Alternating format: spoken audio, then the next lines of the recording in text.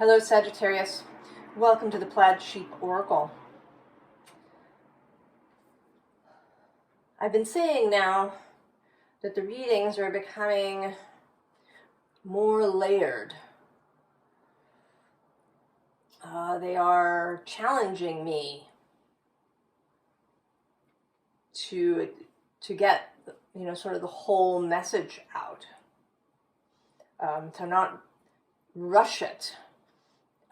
To not seek a single message. Though yours is, there is a singularity to it. Anyway, I should just start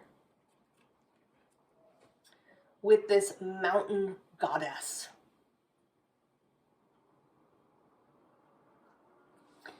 The text says, high vibration, mindfulness, power of the mind. But really, it is about this mountain. And it seems to me that you are feeling restless, perhaps.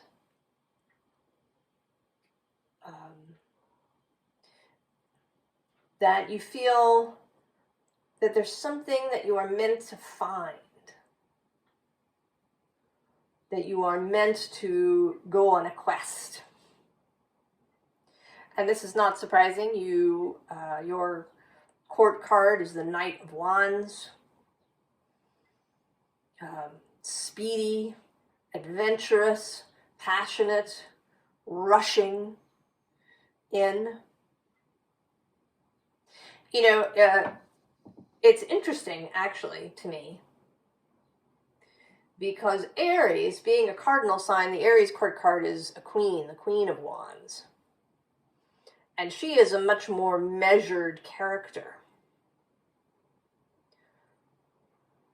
Although Aries is, meant to be rushing in, where fools fear to tread. But in my experience, actually, of people who have an Aries sun or people who have a lot of Sagittarius energy, I find the Sages tend to be more of those who actually rush in. I mean, that Aries is always ready to go first. But somehow, in a strange way, there's a more measured quality to Aries. And I think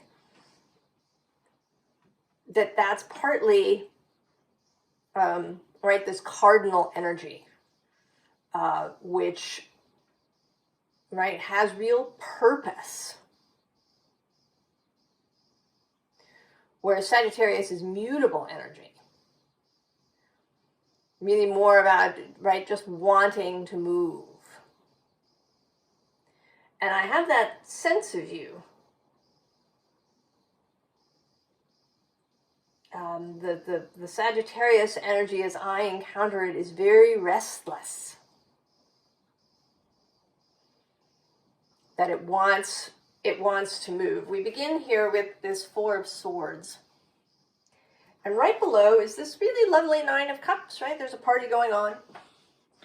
And I'm seeing it here as, this party is going on and you're off on the edges of the party. And, I think this person is meant to be burying her sword, but I think you're digging it up. That perhaps you've been still for a while. You've been wanting to build something, to create something, but there is this restlessness, this call to adventure, to seeking. And so you've left the party, though it's in full swing, and you're digging up your sword.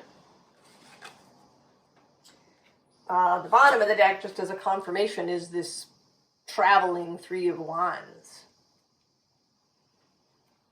right? Getting ready to board the boat to go. And you are mindful, Sagittarius, that this is, right, this is important, that this is your life, and that, so that you should, I know we don't like the word should, but it's coming through here, that you should do this in a mindful way. There's a kind of ritual aspect that's calling you, because we begin with this 6 of sacred circles. This is a potlatch tree.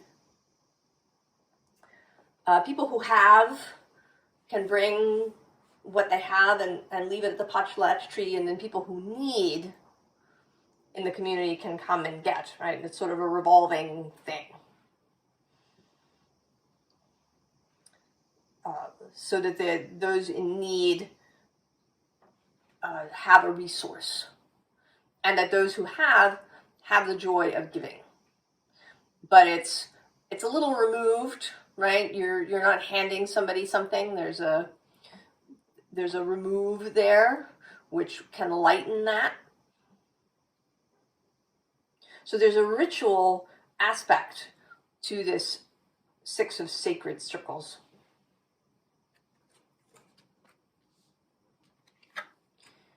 And then with this princess, this page of sacred circles, I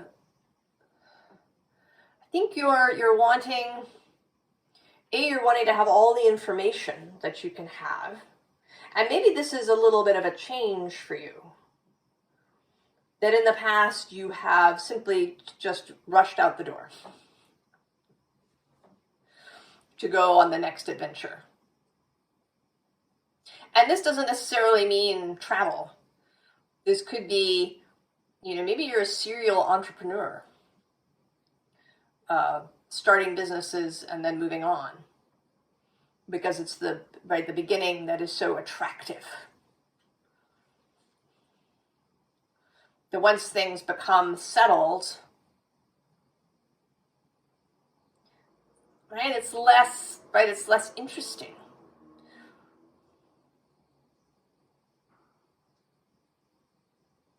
Or it may be, actually, starting a business is kind of that Aries cardinal energy more. It may be that you arrive in a place that feels very settled, that has kind of a fixed energy, and you change it.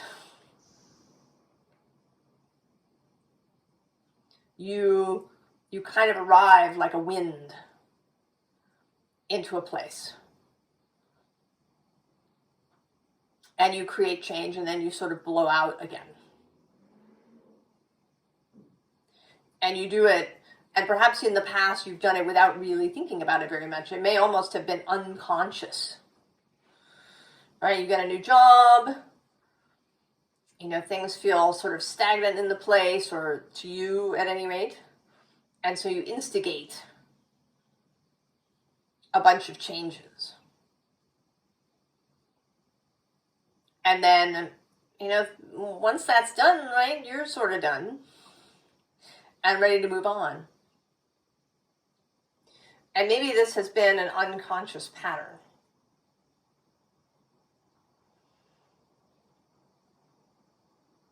But now I think you are more mature, you're wiser, and you're perhaps looking to have all the information that you can. And to really have things kind of be settled. This princess isn't just going to drop this baby and go, right? She would make sure that somebody was going to take care of the baby.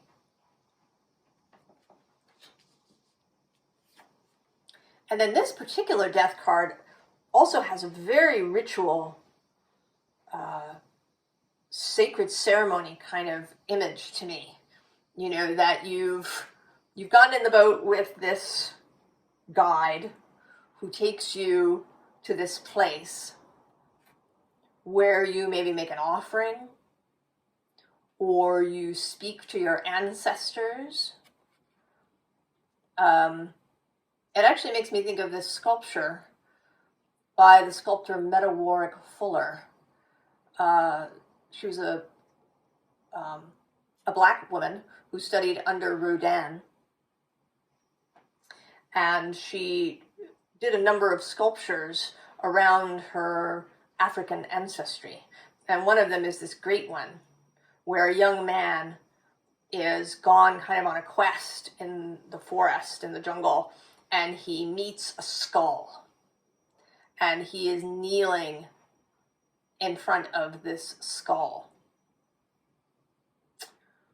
And there's clearly some sort of, right, conversation going on, right? He has met his ancestor.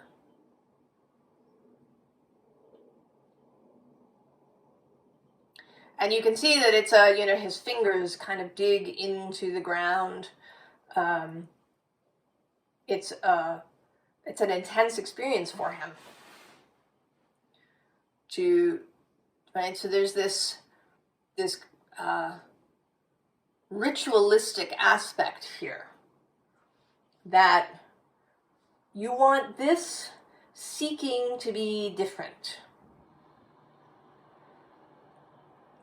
In the past, you've rushed off out into the world in some way. And, maybe it was fun or interesting, but you feel as if you haven't gotten anywhere, as if you've kind of been treading over the same ground over and over again. And now you are doing what you can to change that pattern. And then there's Justice here too, who feels like, your final stop, that you've gone to a temple and you're encountering this figure, kind of like a high priestess or a hierophant, or, sort of a combination of those two,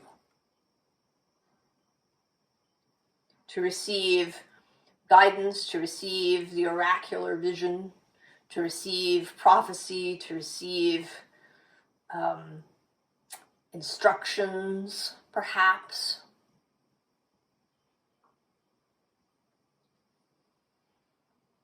Right? You are seeking perhaps a deeper purpose than simply going from place to place.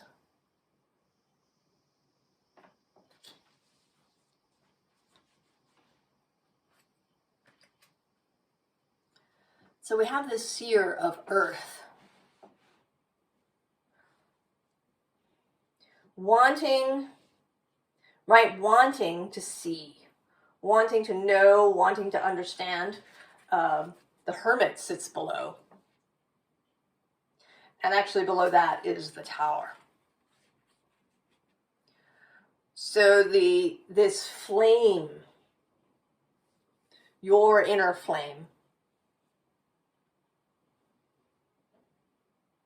that is looking to find something. And it may be that you've been sitting, in solitude, in contemplation of your life. And how should you proceed now?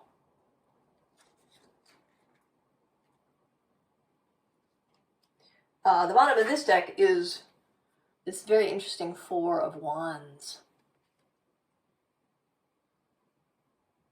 This bee has gathered all the pollen that she can from this flower, and she's moving on. And maybe you felt that you were doing all this pollen gathering, but that then the pollen was just sort of sitting around. Bees, they take the pollen back to the pollen and the nectar back to the hive, and it is used to feed the hive.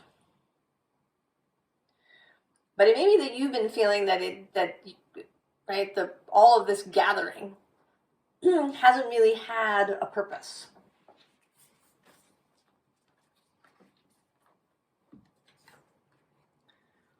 And with this 10 of air, you're feeling done with that.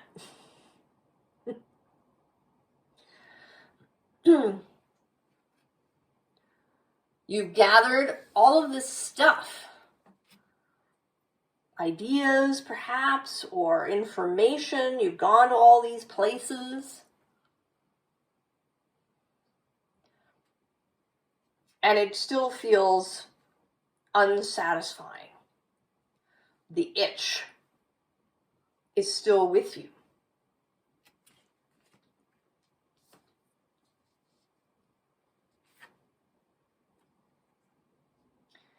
And so now maybe you're branching out. This is the Three of Cups.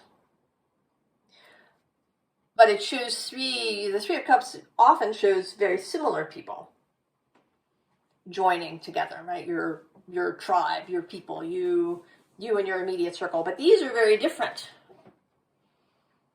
Right? The bird, the crocodile, and the fish. So maybe that you're starting not only to kind of go through this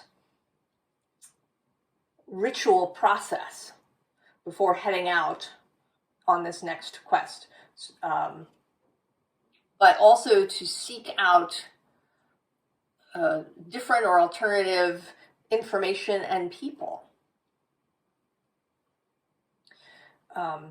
It may be that you frequently have gone out on these quests maybe with your friends, with people who are like you, and now you're seeking different people. And actually, this whole thing is sort of making me think, I was talking to someone this weekend about another person who we knew who'd gone on a retreat that included an ayahuasca ceremony. And I have never done an ayahuasca ceremony, but from people that I know who have, and from what I've read and heard, it's very important that that you prepare beforehand, and B, that you integrate afterwards. So there's that feeling here. But also that if you went on such a retreat, you might, right, there might be very different people if you were lucky. People from different countries, from different walks of life, maybe, people that you don't normally encounter in your day-to-day world, and that this can be really beneficial because you get all of these different perspectives on this, adventure that you go on. Source of fire. In this deck, these court cards have a mudra that's associated with them. And this one is often used in meditation, right? One hand on top of the other in your lap. Here, this tending of the sacred fire. You've been paying more attention. Paying more attention to how you feel, to what it is that really calls to you, what makes your fire grow and what causes it to shrink, what sucks the oxygen right out of it. So that now this next quest can be more fulfilling and more productive.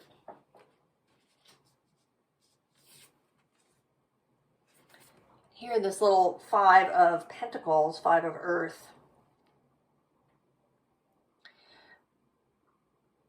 I think there's a dichotomy happening between your wider self, who is, of course, very expansive and always ready for an adventure, and then parts, right, your human self, which may be a little wary, a little concerned. I don't want to say that you're having second thoughts, But I think that there's a little bit of concern happening. Now, something interesting happened when I was laying out your cards. So what I do is I choose, right, the deck that calls to be the base energy, and I choose that card, but I don't turn it over. And then I choose 4 decks and then a deck for advice. But today, as I was doing that, I inadvertently only chose 3 decks before I asked for the advice deck. And then I put the 3rd deck up here where the 4th deck normally goes. And I didn't notice until I'd kind of laid everything out.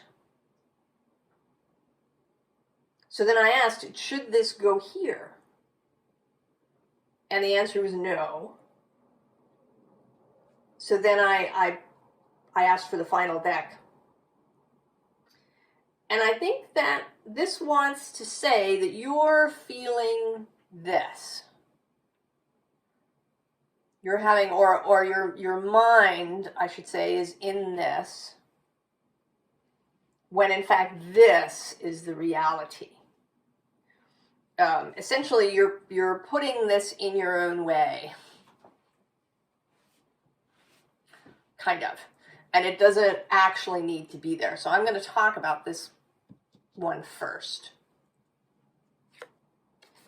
We start with the moon and this ends of the earth card.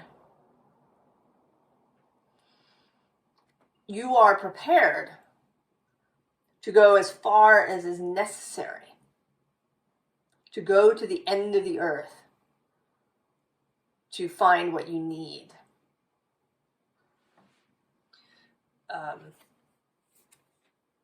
Now below that is this King of Wands. Not the Knight, but the King. And this particular king, who's very, right, this is a quiet sort of King of Wands. You know, this is the guy who, you know, looks very unassuming, but in fact has, you know, some sort of empire that he manages. You know, or you know, maybe he's a spy, right? His outer appearance belies the fire within.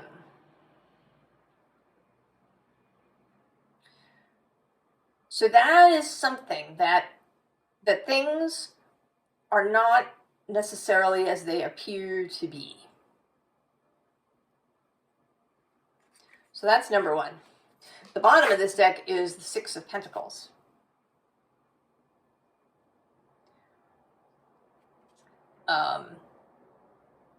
And this feels to me, right, like you are one of these 2 down here. And you are supplicant, you are a supplicant, you are really calling, asking, I even want to use the word begging, for information.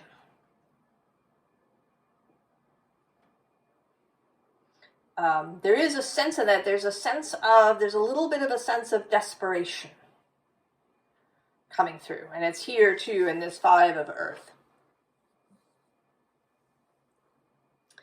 Maybe it feels as if you're running out of time.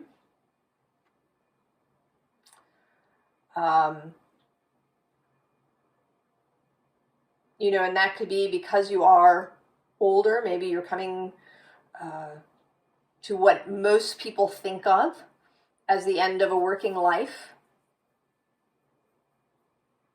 Or, you know, it could be that your quest is for a child. And there is a time limit to that. There's something that is bringing this little edge of desperation. right? You're looking for your big day. You've been seeking your big day. But it feels, right, like you're waiting for the phone to ring.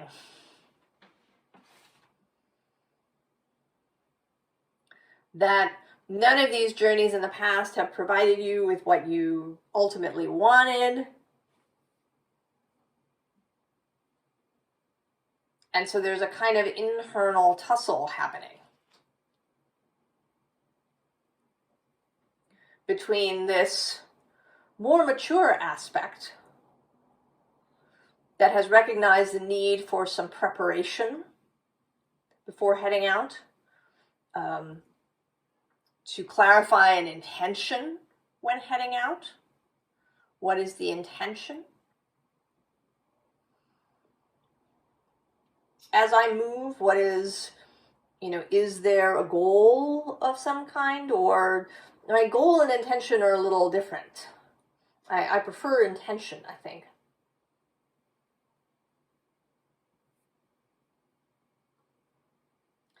And then there's this fear that time is running out, that it'll be too late, or, that you're just going to stay on the merry-go-round. Right? We have this home away, that it,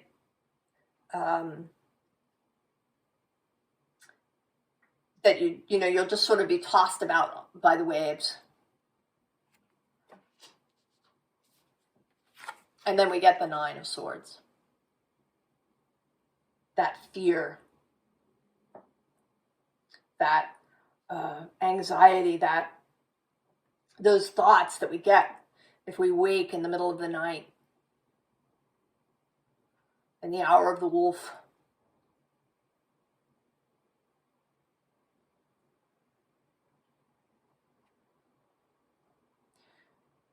When we think when the thoughts are kind of at their bleakest.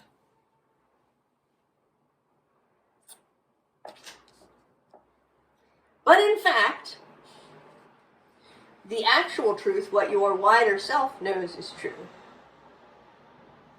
This row, we begin with the Muse of Inspiration, sits in the King position in this deck. But this is what's hiding behind this exterior, right? Here he is, he's down here heading into this amazingness. All of this inspiration, this fire. And below that is the Ace of Inspiration, the Ace of Wands. So it is there. What you are seeking is there. But with the Wheel of Fortune, you're not going to have complete control over how it all works out. We actually have this Seven of Inspiration, right? This holding open, efforting, holding open the veil. And, it may be that even though you have felt in the past sort of perhaps out of control, or you felt as if you were totally free, it may be that you weren't.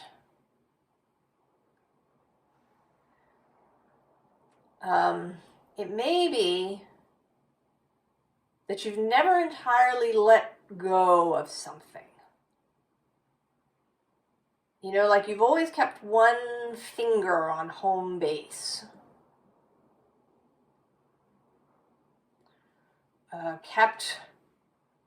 You've kept something from the past, some anchor.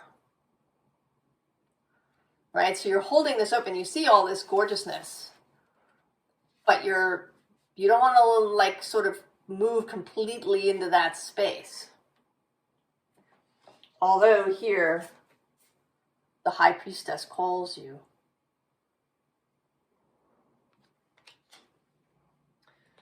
And the bottom of this deck is this Queen of Materials, who, to me, always looks like she's daring you. She's daring you, Sagittarius. She's leaning through that portal and daring you to just step through completely.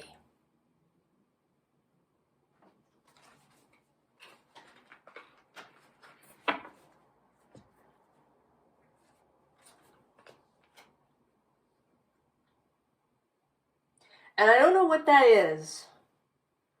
What it is that's holding you, or that, right, what doorway you're holding open. It may only be in your mind, you know. I'm going to go out and, you know, start this spiritual business, and it'll be fine. I can always go back to that office job if it doesn't work out. Yes? And I've done this. I've totally had that thought.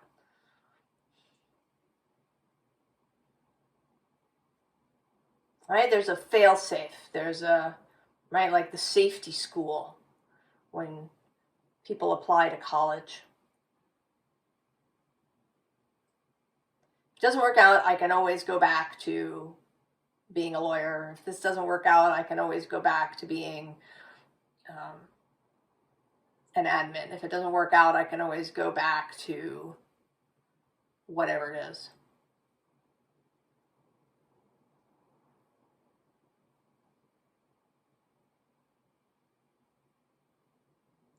So there's something in your mind. There's one of, right, there's like one of these feathers, or maybe it's this feather, actually the 10th feather that you're standing on. Maybe that's the one that you haven't seen. There's some thought, some belief that you haven't seen or acknowledged. But what's here is the world, the cosmos, the whole thing. Moving into the whole thing, by passing through the portal, letting the door shut behind you. Even though you don't know the way ahead with this moon, you don't know. But you're not without resources. Right? The moon is mystery, but these priestesses, they have access. And so you have access through them, through your intuitive knowing, through what feels good, what really feels right. Is this right? Do you know? In spite of all of whatever is chattering in your mind about it being not normal, or this doesn't work out for people, or whatever it is. I don't even want to talk about it. I don't even want to say any of these things.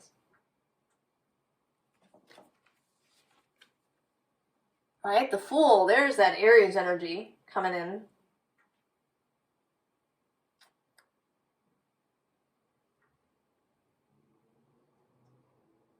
The knowing, right? Knowing that she can cross this gap,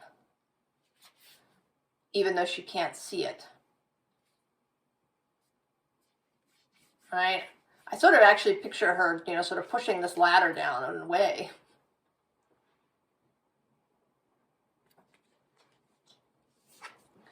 And then we come back to the Three of Emotions. And this, I think, is both meeting up with the right people, with others who are, you know, going to join this quest of yours. and who will be really a joy to be with. But also, with this card in particular, a unified set of motivations, a unified will, bringing all of your different motivations for adventure, for security, for love, for all of these things. Knowing that there is a way that you can have them work together. But that you have to let that door close behind you. Sagittarius, the official advice. And there's a lot of fire in this reading. Although interestingly, a lot of it is Leo fire. We've had 2 Kings of Wands, and now we have the 6 of Fire, which is Jupiter in Leo, traditionally. All right, getting in the boat and sailing away. Sailing to victory. And lifting anchor completely. Right? There is no extra long anchor line that you could use to pull yourself back to the beginning.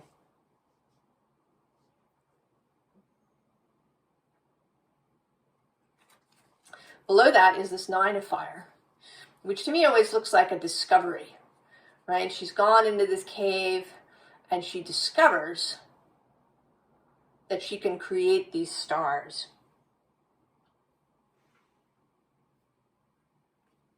That she has that power.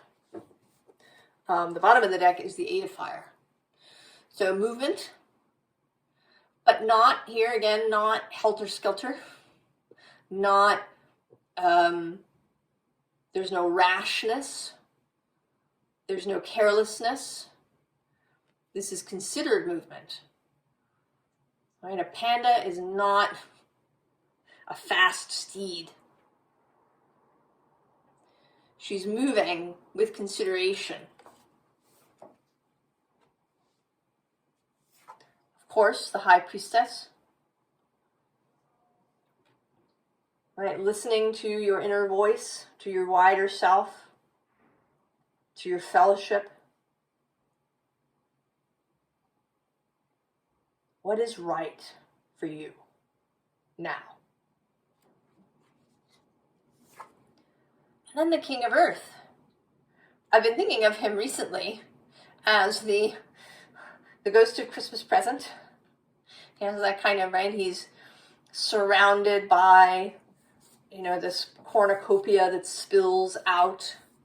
He's really jolly, right? He laughs deeply and often. And yet he also has a deep inner life. Right? He can look deeply into things. If you met his gaze, you might get lost in it.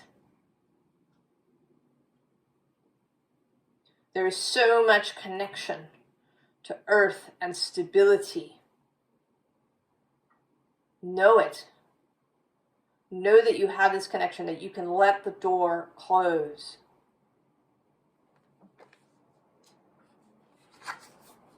And then, of course, Fortune's Wheel. Here you are, you're sort of looking into the hole, preparing to let yourself slip through, even though it might close behind you. It's absolutely fine, Sagittarius. And I want to say, going back to this mountain goddess, the top underlying of this deck was this Skyfire card. Right, this says messages, channels, information. And then at the bottom is this meditation. Right, so maybe you have been asking, right? You've been asking for information, for guidance, for knowledge. And what the mountain goddess wants to say is, it's here. I was really drawn not to her. Sometimes I'm really drawn to her when this card comes up. But I was really drawn to the mountain. It's right there in front of you. It's right there. So I want to say that this quest that you're setting out on is not actually so much a quest. Right? You're not really looking for anything. You are going to engage with the mountain. That you are not seeking. You are engaging with the mountain and everybody that you meet on the mountain.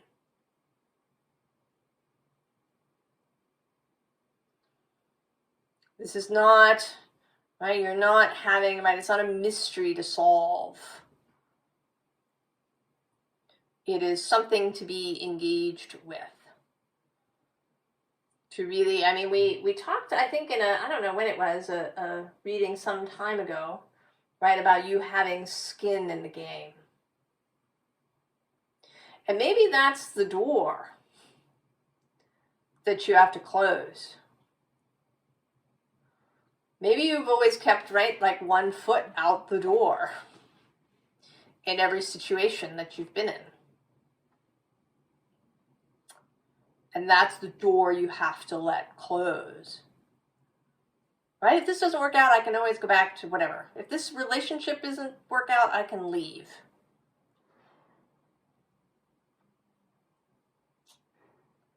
The temporariness of things for you. Right? Having 1 foot out the door. So letting that door close.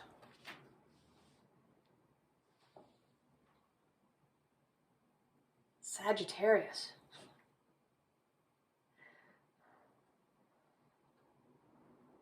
I hope that this was useful and clear,